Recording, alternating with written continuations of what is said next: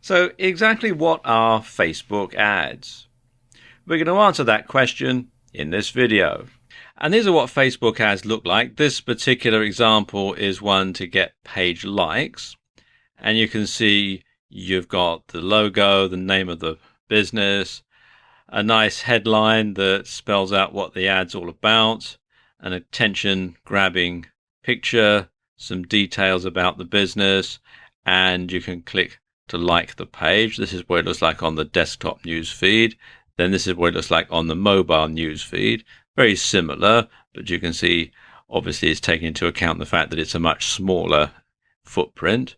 Let's move this along here. And then in the right column on Facebook, you're going to have a smaller one as well, like this. And there are all sorts of different types of ad that you can get depending on what your ad objective is. You can see them all listed here. So how do Facebook ads work?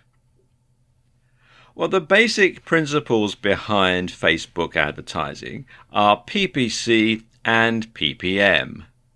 If you're familiar with internet marketing, you will have heard the terms before. But if you've mostly handled your advertising offline until now, you may not have. PPM means you pay per impression, or to be more specific, you pay per 1,000 impressions, hence the M. And your ad will show on Facebook and you'll pay regardless of whether anyone clicks on your ad or not. And this is perfect if you're trying to get exposure for your brand and you aren't worried about making any direct sales.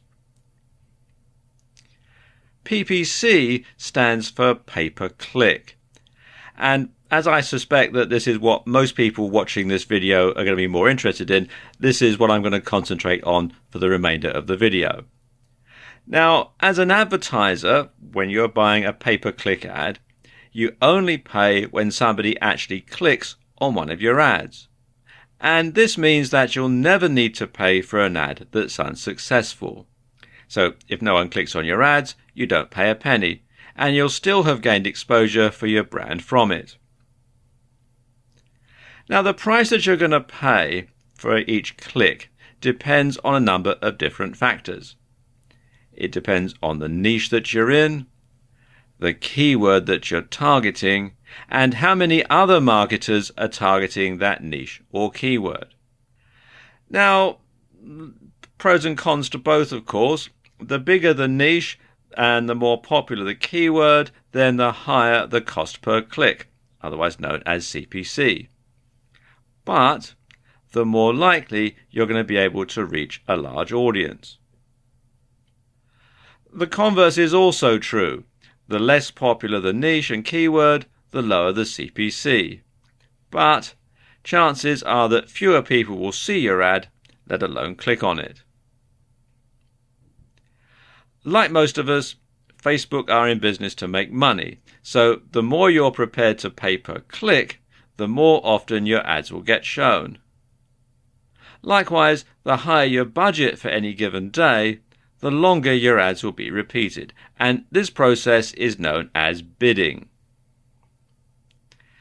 And Facebook are very flexible about this. Although it's called bidding, it's not like an auction. It's not a case of the person who bids the most gets shown exclusively and everybody else can get lost. It just means that the highest bidding ad will be shown the most often. You can bid lower and your ad will still get shown for that keyword, but just not that much. And this is good because it means you can test out an ad without spending a lot of money per click.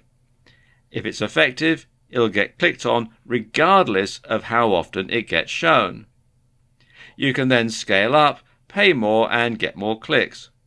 If the ads are dud, well, it doesn't matter. It won't have cost you much, if anything. Now, of course, the holy grail of PPC is to find keywords that get searched for often but don't have a lot of other marketers bidding on them. You then write an ad that targets potential buyers while discouraging people who are merely curious and are not likely to take you up on your offer. Master that skill, and it's literally like having your cash flow on tap. To create an advertisement on Facebook, it's very simple. You come here to facebook.com/business, click here where it says create an advert, and then just simply follow the on-screen instructions. It's very simple. So what's the difference between advertising via Facebook ads and advertising via Google AdWords? Well, there are certain similarities. First of all, both Facebook ads and Google AdWords are pay-per-click or PPC. At least Facebook does have a PPC option. And both allow you to set a cost per click, otherwise known as a CPC, and a budget. Both will show ads which pay the highest most often. Both allow you some degree of targeting, and both have different ad types which enables you to match the ad to the target audience. But that's about where the similarity ends. So let's take a look at some of the key differences between advertising on Google AdWords and advertising on Facebook ads. Now, when someone does a search on Google, AdWords ads are shown in the SERPs, that's the search engine results pages, and they're generally shown down the right-hand column and sometimes across the top of the results. And you can see they usually say ads or sponsored results. And you can also show an ad on somebody else's website via Google's AdSense program, meaning you can reach a very wide audience with Google AdWords. AdWords are also the best known and most respected form of pay-per-click advertising, but they're also the most highly competitive. Facebook ads, by comparison, are seen only on Facebook and Instagram now that Facebook has acquired it. So it's not so wide an audience, so it's not as expensive. Well, most of the time anyway. But the thing about Facebook ads and where Facebook ads really score over Google AdWords is they offer more precise targeting, especially when you're advertising on Facebook itself. Now, let me give you an example of how this works. Let's say, for example, you have a store selling wedding dresses. You can set it up so that only women who list their status as being engaged and live within a certain distance of your bricks and mortar store are going to see that ad. Nobody else will. Other women who live within that certain radius but are single or married already and therefore aren't going to be interested in a wedding dress, they're not going to see your ad. Likewise, women who are engaged but live further away than the distance that you've set, and therefore it's too far for them to go and pay a visit to your wedding dress shop, they're not going to see the ad either. So you can really drill down and only make sure that your target audience actually sees that ad. Likewise, if you run a site on giving dating tips for guys, you can make sure that only men who list themselves as single see your ad. Men who list themselves as being married or in a relationship, they're not going to see your ad at all. So they're not going to be interested in buying your ebook or signing up to your membership site for dating tips. So there's not a lot of point in showing them that ad. And this is where Facebook advertising really scores, is because you can really zero in on a very, very specific type of person. Your ideal customer, you can decide what he or she is, and then you can make sure that only those people who fit the very narrow criteria see your ad, and therefore they're more likely to buy your product or service, and you're more likely to make a successful sale. That's the sort of thing I mean. The biggest difference, though, is that when people do a search on Google and see an AdWords ad, they are actively looking for something. You go to Google, you type in your search term, and you're looking to find something, and you see the result, and you see the AdWords ad. Now, people come to Facebook to connect with friends and not specifically to buy products or services. You must therefore use your Facebook ad to create a demand, not just satisfy it. And that's the biggest difference. So you really need a different type of advertising strategy when you're advertising on Facebook compared to advertising on Google AdWords. The massive benefit of Facebook ads compared to other forms of online advertising is the ability to target your audience strategically and very, very carefully. And Facebook advertising has the advantage of giving you access to huge amounts of information about each member. And users on Facebook generally share details such as their age, their profession, their marital status, their location, hobbies, interests, and much, much more. And this gives you the ability to pick exactly who you want to see your ads. So, do you want your ads to be seen by inner city teenagers? Or would you rather they were seen by women based in the suburbs who are in a relationship? Or by local business people? The reason why this matters is that it allows you to target the precise audience for your product or services. So, if you have a shop selling wedding dresses, you will probably want to target women in relationships, probably engaged, and living locally. If you were selling computer games from an e-commerce store, you'd want to broaden your ads to target everyone in the country, or even all over the world if you're selling it via a digital download, for example. And you'd want to target mostly males in their teens and 20s who listed gaming as one of their hobbies. This way, you drastically reduce the amount of people who aren't likely to buy clicking on your ads. And you ensure that all of your money is being spent on worthwhile and useful advertising. So anybody who is not going to be interested in your product or your service is not going to see the ad, and therefore is not going to be a waste of money for you.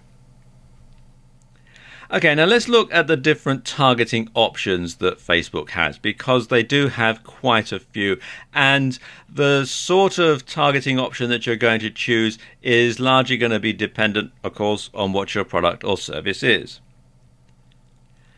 Now, you can create a custom audience if you want. You can use email addresses, phone numbers, Facebook user IDs or app user IDs to create and save addresses that you'd like to show your ads to. So you can make sure that only people who you've specifically selected will actually get to see your ad. Nobody else will.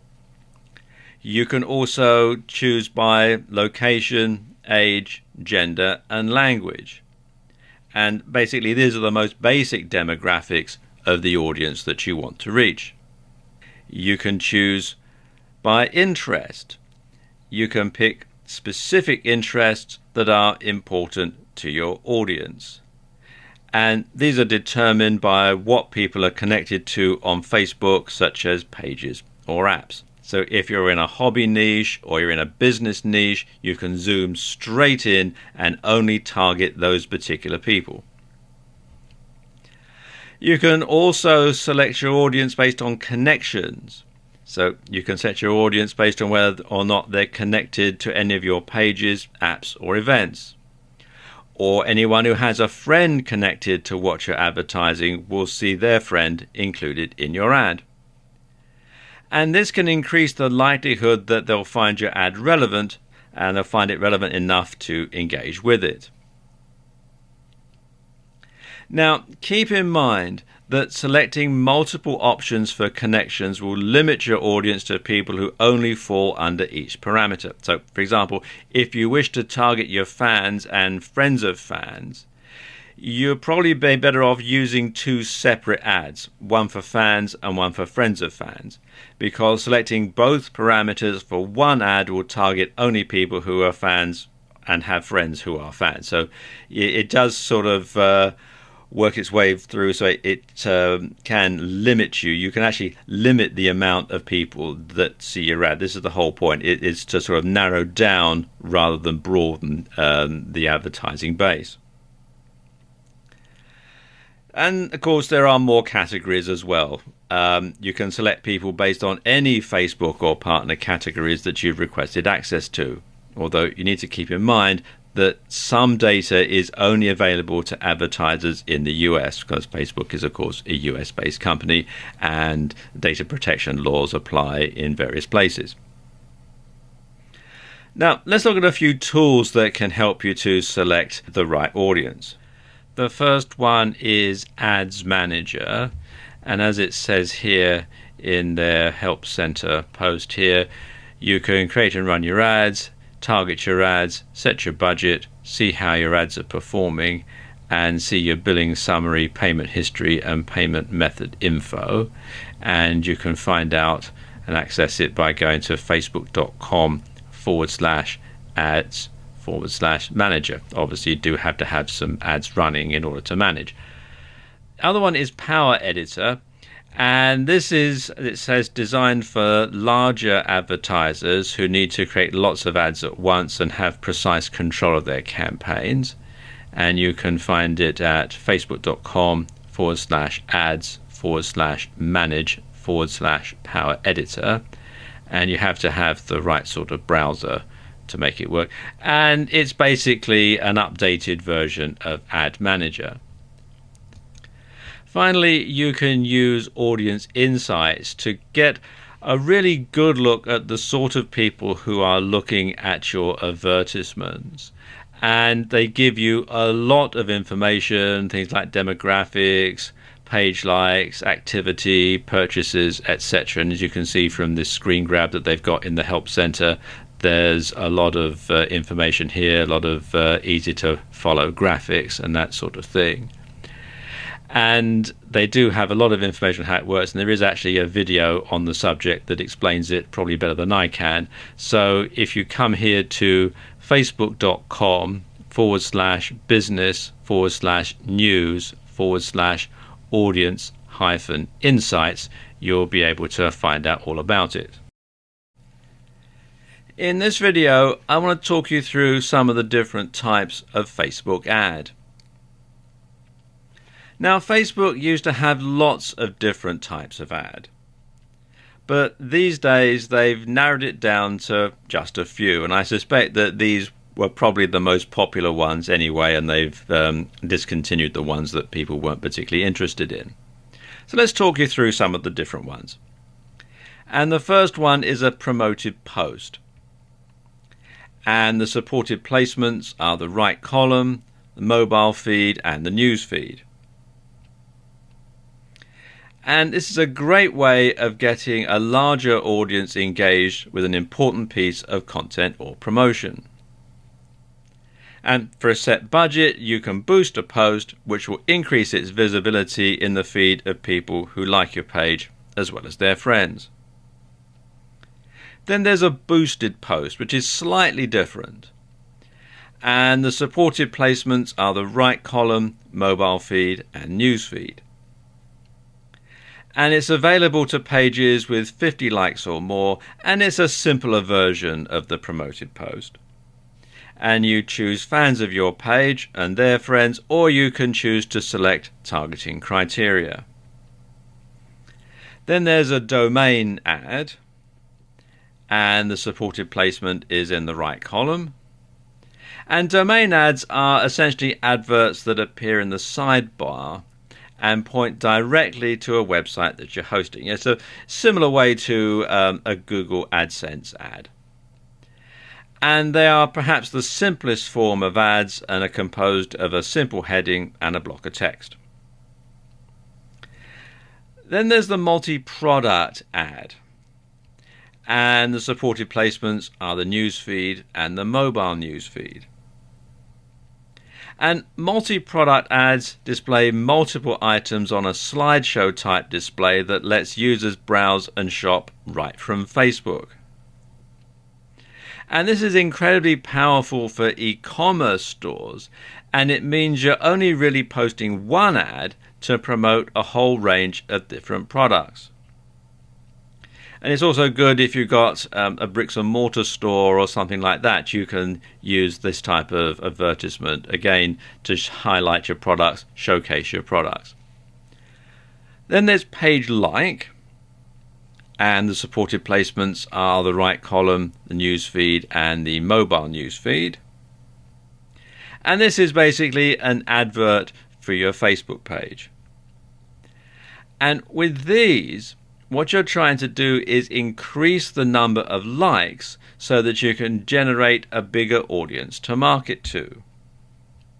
And this is really part of a long-term strategy. You're probably not going to make any direct sales from this sort of thing, but you are going to get more people to like your page, you're going to get more fans, and you're going to grow your audience slowly over time. So it's something to plan for the long term. Then there are video ads, and the supported placements are the right column, newsfeed, and the mobile newsfeed. And as the name would suggest, video ads let you showcase a video.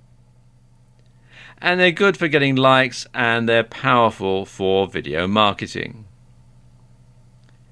Then there are app ads, and the supported placement is in the right column and the newsfeed. And if you've built a branded app for Facebook, then this is how you can promote it and encourage downloads. Then there is an event ad, and the supported placements are the right column, newsfeed, and mobile newsfeed. And as the name would imply, events allow you to advertise events. And these can be useful for increasing interest for a company launch event, for instance, or for a conference. Or if you've got a bricks and mortar store and you're doing an in-store promotion, you could use this sort of an ad to advertise it. Or if you're a band or something like that and you want to get people to come to your next gig, then you can use an event ad to get people there. Then there's the offer ad, and the supported placements are the right column, newsfeed, and mobile newsfeed. And an offer advert is useful for companies who want to market a special offer, as the name would imply. And anyone who clicks on your ad will be emailed a code that they can then use to redeem your special offer, and it's great for encouraging sales. So that, of course, begs the question, what ad type should you go for? Well, that depends.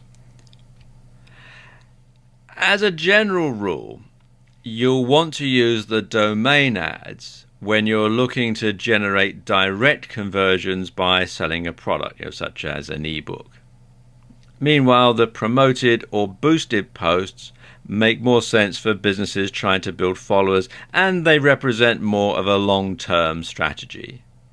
Getting fans for a page on Facebook can be very powerful, as it allows you to market to them more often, and it lets you strengthen your relationship with them. For e-commerce stores, there's clearly a big benefit in multi-product and offer ads. And for companies running events, or for bricks and mortar stores running in-store promotions, event ads certainly make a lot of sense. Really though, you won't know which ad is the very best for your campaign until you try a few. You may be surprised if you compare the performance of a few different ads, so experiment with them for a bit and don't make assumptions. At the same time, you should try to avoid thinking of each ad individually, and instead think of them as part of a larger campaign. In this video, I want to give you some tips for making your Facebook ads stand out. Now, when you're advertising on Facebook, you're going to be allowed to have an image on your advertisement. And this is very powerful because it's the thing that people will see before they actually read the text. They'll see the image and the text comes later. That's just the way your brain works. So when you're using images, you should use quality images. Preferably, you should use ones taken specifically for the ad. Or failing that, you want to get some professional images from a photo library, and there are lots of them online. But you want to make sure, first of all, that they look good. Secondly, that they adequately relate to what you're advertising. I know some people say, oh, do something completely different because then it'll stand out. Well, maybe. But as a general rule, you want to make sure that if, like in the last slide, we were showing an image of a dessert, you would want to make sure that that image fitted something to do with desserts. You wouldn't want to have something like that for selling, jeans or something like that. You want to make sure that it does actually relate to what you're advertising. Very importantly, you must make sure that you own the copyright or have the rights to use this particular photograph. You can't just simply go to Google Images, grab something offline from somebody else's site and then use that in your Facebook ad. That's going to land you in a whole heap of trouble. So basically make sure that you own the copyright or that you have the adequate rights to be able to use these images. And also, you want to make sure that they're not likely to be seen on another ad, because that is going to destroy your credibility. So you want to make sure that it is a unique ad. And as I was saying earlier, that's really why you want to make sure that you have a picture that has been taken specifically for this ad, for you or by you, and for no other purpose. Something else that you want to do in your ad is to use compelling copy. You want to draw people in by appealing to both their emotional and to their logical side. So you want to appeal to head and heart in equal proportion.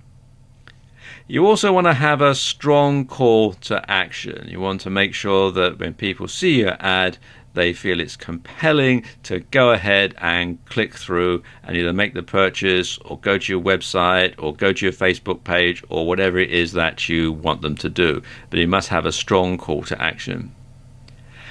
You should also use social proof to back up any claims that you have in your ad. And a good way to do that is to use testimonials.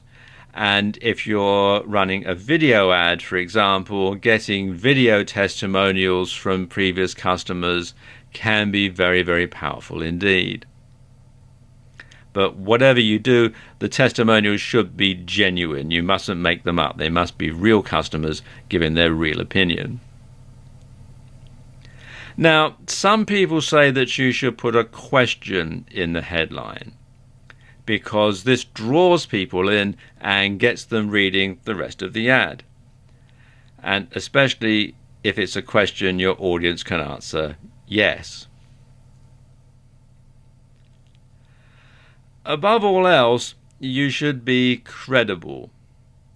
If your ad makes outrageous claims, then no one is going to take it seriously. So, for example, if you're advertising a make money online product and you're saying, you can make $1 million by this time next week, no one's going to take it seriously. But if the claim is you can make $1,000 by this time next month, well, maybe that has a bit more credibility. Most people are not stupid. They can tell when you're making some outrageous claim that simply doesn't make any sense. You can also use the psychology of color to your advantage. And this is something that works on a sort of a subtle, subconscious sort of level.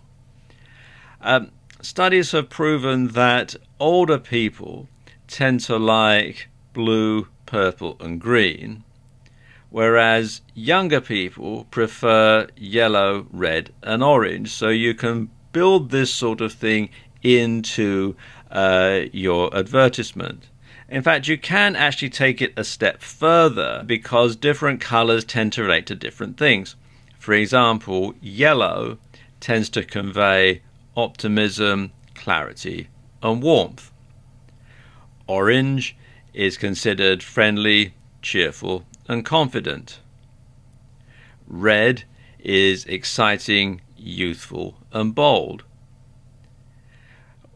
People associate purple with things that are imaginative and creative.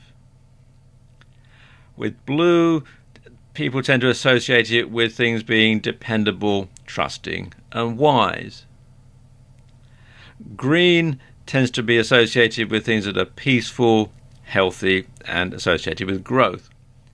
And grey is a balance, neutral and calming. And if you think about it, if you think of big corporations, if you think of products that you go out and buy off your supermarket shelves, for example, look at the colouring of the packages, look at the colouring of the advertising, look at the colouring of company logos, and you can see the sort of message that they're trying to get across through the colours. And you can do that too in your Facebook ad. And finally, when it comes to your ad, don't sell. Now, I know that sounds counterintuitive, but people don't like to be sold to. And the best ads never feel like ads. So if you want people to care about your product or service, you need to make them feel like you're delivering a solution to a problem or a need that they're facing. And one good way to come up with ideas is to look at other successful ads in other niches and apply those strategies and tactics to your own advertisement.